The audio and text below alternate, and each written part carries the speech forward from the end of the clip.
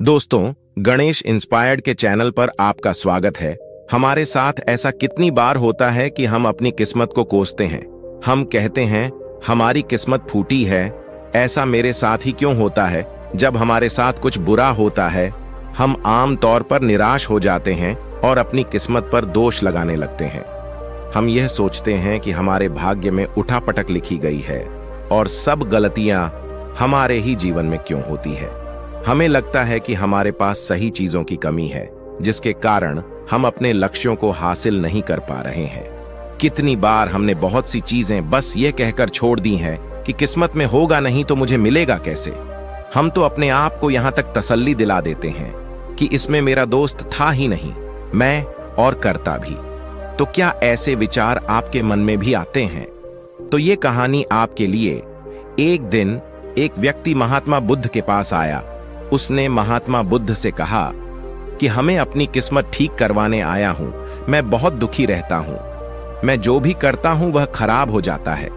मेरी किस्मत मेरा साथ नहीं देती। मैंने सुना है कि आप सभी के समस्याओं का समाधान करते हैं। क्या आप मेरी भी फूटी किस्मत को सुधार सकते हो? महात्मा बुद्ध जी ने कुछ पल उसकी आंखों में देखा और उससे पूछा, ये फूटी किस्मत तुम्हें कहां दिखी? तुम्हें ऐसा क्यों लगता है कि तुम्हारी किस्मत फूटी हुई है? उस आदमी ने कहा, मैं जो भी करता हूं तो वह हो नहीं पाता, तो मेरी किस्मत फूटी हुई है। किसी वक्त मेरे पास सब कुछ था, धन, सुख, आनंद। फिर मेरे माता पिता गुजर गए। जैसे जैसे करके मैंने अपनी खुद की परवरिश की। मैंने जिससे सच्चे मन से प्रेम किया, उस प्रेमिका ने किसी और से विवाह कर लिया। मैंने एक छोटा सा व्यापार शुरू किया तो जिस मित्र के साथ मैंने वह व्यापार शुरू किया, वह मेरा व्यापार ही हड़प बैठा। मुझे किसी ने बताया कि आप सारी समस्याओं का हल निकाल देते हो। क्या आप मेरी भी किस्मत ठीक कर सकते हो? आत्मा बुद्ध ने कहा, लाओ तुम्हारी फूटी किस्मत मुझे दे दो, मैं अभी उसकी मरम्मत कर देता हूं। व्यक्ति ने कहा, मैं किस्मत को कैसे दे सकता हूं? वह तो दिखाई भी नहीं देती। महात्मा बुद्ध ने पूछा, जब तुम्हें तुम्हारी किस्मत दिखाई ही नहीं देती तो तुम्हें कैसे पता कि वह खराब हो चुकी है? उस व्यक्ति ने सोचकर बताया, मैंने कभी ऐसा नहीं देखा कि मेरी किस्मत सचमुच खराब हो चुकी है। व्यक्ति ने कहा, मेरी किस्मत खराब है तभी तो मेरे साथ सब कुछ गड़बड़ हो जाता है। मेरे बने बनाए कामों पर पानी फिर जाता है। अगर मेरी किस्मत अच्छी होती तो सब कुछ ठीक होता। महात्मा बुद्ध ने कहा, तुम ठीक दिखाई देते हो, तुम्हारा स्वास्थ्य भी ठीक लग रहा है, तुम्हारे हाथ पैर भी सलामत है। तुम अभी तक हमारे नहीं। मुझे तो तुम्हारी किस्मत में कोई भी खराबी नहीं दिख रही, सब कुछ सही लग रहा है। अगर किस्मत खराब होती है तो कई बार तो हम अंधे हो जाते या तो मृत्यु को प्राप्त हो, लेकिन ऐसा तो कुछ भी नहीं। क्यों कह रहे हो कि तुम्हारी किस्मत फूटी हुई है? व्यक्ति ने कहा, आप समझ नहीं रहे, मेरे ऊपर बहुत कर्ज है। लोग रोज मेरे घर धमकाने आते हैं जिनसे मैंने कर्जा लिया है। वे मुझे मारने तक की धमकी देते हैं। मेरा घर भी उन्होंने छीन लिया है, अभी भी मेरे पीछे पड़े हैं। तो ऐसे में मैं कैसे कह सकता हूं कि मेरी किस्मत सही है? महात्मा बुद्ध ने विचार पूर्वक कहा, तो समस्या गंभीर है। उस व्यक्ति ने उदासीनता के साथ कहा, जी हां, अब आप समझे ना कि मैं कितने बड़े दुख से गुजर रहा हूं। महात्मा बुद्ध ने आवाज में समझाया, तुम्हारी किस्मत अच्छी है कि तुम जीवित हो इस दुख का सामना करने के लिए, और इस जीवन से ही तुम अपनी समस्याओं का सामना कर सकते हो। व्यक्ति ने कहा, बुद्ध आप नहीं समझ रहे हो। तब महात्मा बुद्ध ने उससे कहा, समझ तुम नहीं रहे, आओ मेरे साथ आओ। महात्मा बुद्ध उसे व्यक्ति को अपने साथ पास वाली नदी के किनारे और कहा, यह देखो इस बहती नदी को, इस नदी में अगर मैं एक पत्ता गिरा देता हूं तो तुम मुझे बताओ यह पत्ता किस दिशा में बहेगा? व्यक्ति ने कहा, पत्ता तो नदी के बहाव के साथ नदी की दिशा में ही जाएगा। बुद्ध ने कहा, बिल्कुल सही। अब बताओ पत्ते की किस्मत किसके हाथ में है?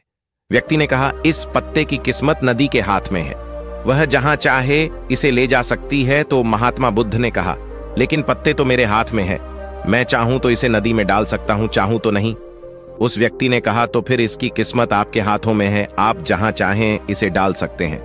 महात्मा बुद्ध ने कहा, लेकिन इस पत्ते की किस्मत मेरे हाथ में नहीं है।